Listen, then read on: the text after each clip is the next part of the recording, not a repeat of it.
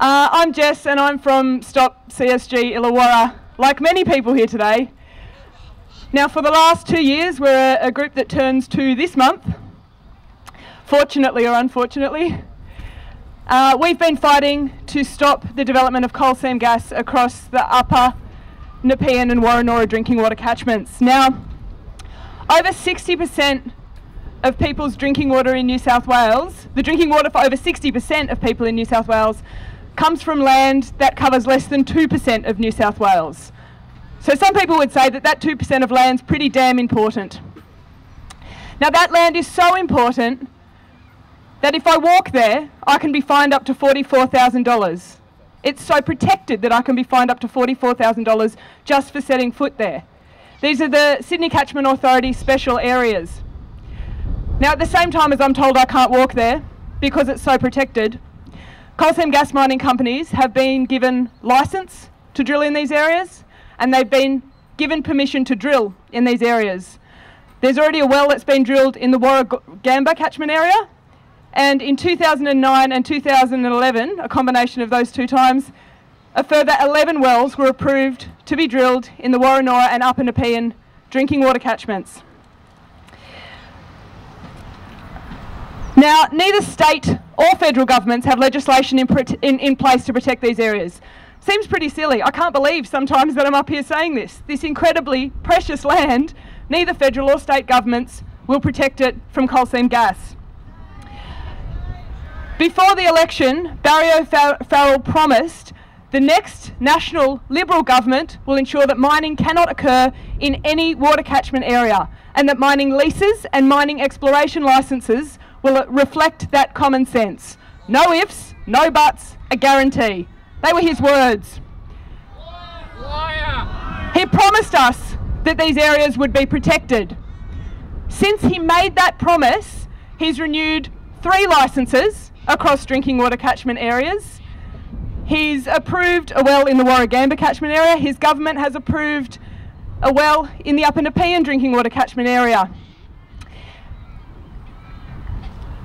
The federal government last week made an announcement. This announcement came from Tony Burke, that the federal government will now protect our water resources. Now I'm sure, like many of you, I gave a huge sigh of relief.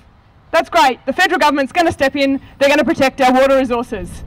But now we see the changes to the Act, and they don't do that. Drinking water catchments don't even get a mention. Exactly what would be considered damage is not defined under the Act. It's an incredibly general statement about protection of water resources federally that isn't going to protect us. In fact, it relies on companies to report that they will do damage in order for it to be referred to the Act. Companies have to say, we will do significant damage to water resources, and on that basis the federal government will look into it. It also makes the Environment Minister a single minister responsible for the decision. Sure, they have to take advice into consideration, advice from the Independent Expert Scientific Committee, but it's just advice for consideration. Even if that committee finds that it's going to do significant damage to water resources, the minister might say, no, that's okay, I think it's fine, it can go ahead. So none of this ensures protection of our water resources. Now the reality of the situation right now is that the Illawarra project is at a standstill, but it won't stay that way. So in 2009, a 15-well coal seam gas project was approved for the Illawarra. Now that project, in that project, 10 of the wells are actually in those special areas, that 2% of land that provides drinking water to 60% of people in New South Wales. The campaign then kicked off to stop it, and the campaign in the Illawarra has been so successful that to date it has managed to prevent drilling of any one of those wells.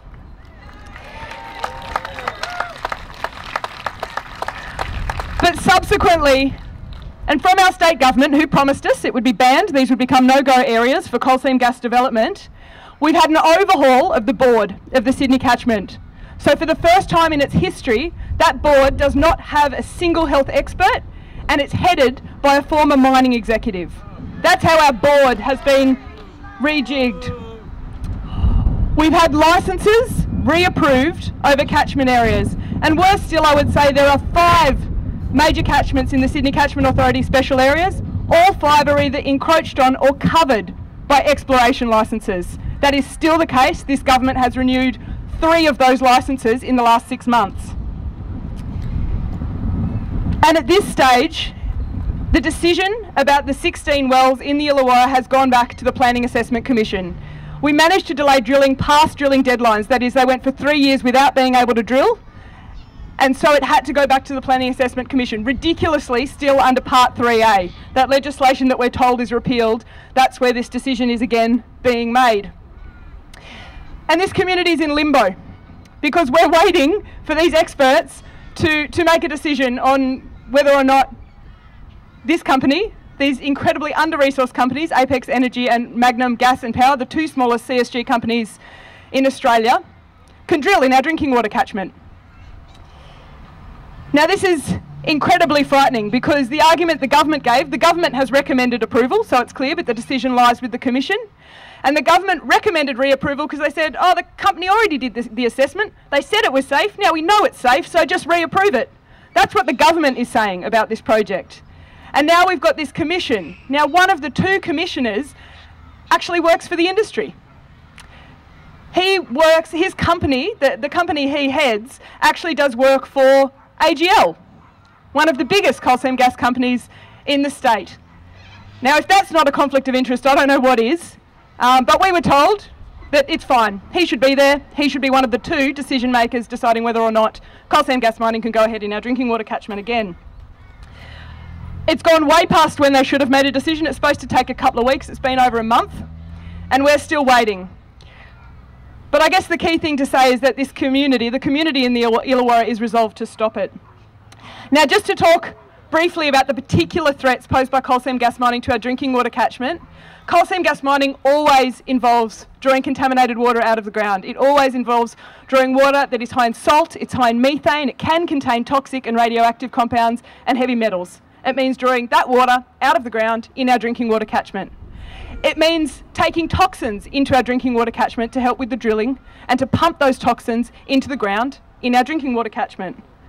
Coal seam gas mining always involves leaking methane, which is a frightening thing in and of itself, but also factor in the fact that this project has been previously approved in an area where there's been a major bushfire every year. That's where we're going to put leaking gas wells. In fact, we've actually got a photo of one of the proposed sites, a streamer in a tree. And then we took a photo a bit later, and that photo showed a bushfire tearing through a proposed CSG site, an enormous risk for people of the Illawarra.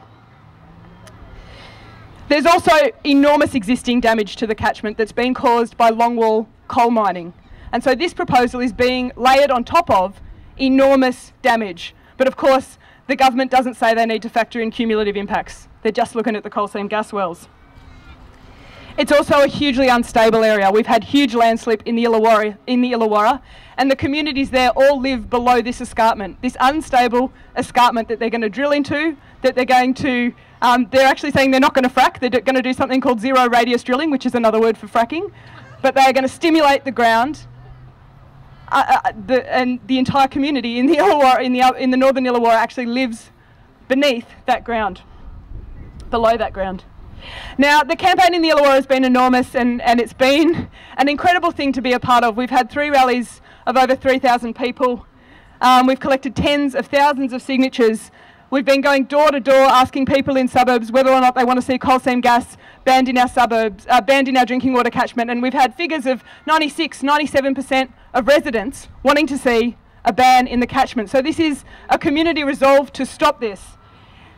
And we've vowed to blockade, and that's not a decision we take lightly. We have done everything the government has told us we have to do to stop this, and we are left with no choice. If the Planning Assessment Commission comes back with a decision to approve, our community must blockade. We have been forced to take on our own government to do an incredibly simple thing. I'm sure that so many of you here thought before you got involved in this campaign you wouldn't have to fight your own government to get your drinking water protected. But that is the situation that we are in. And the main thing I want to say today is that this isn't just a fight for the people of the Illawarra. This is the drinking water for the people of Greater Sydney. It's the drinking water supply for over 2/3 of people in New South Wales. And this message has to go to that 2/3 of people. It can't just be a campaign in the Illawarra. It can't just be the people of the Illawarra protecting the drinking water supply for the people of Greater Sydney. We need Sydney mobilised in this fight. We need you on our blockade. We need you on the streets talking to people, because this is a fight for all of our drinking water. Thank you so much.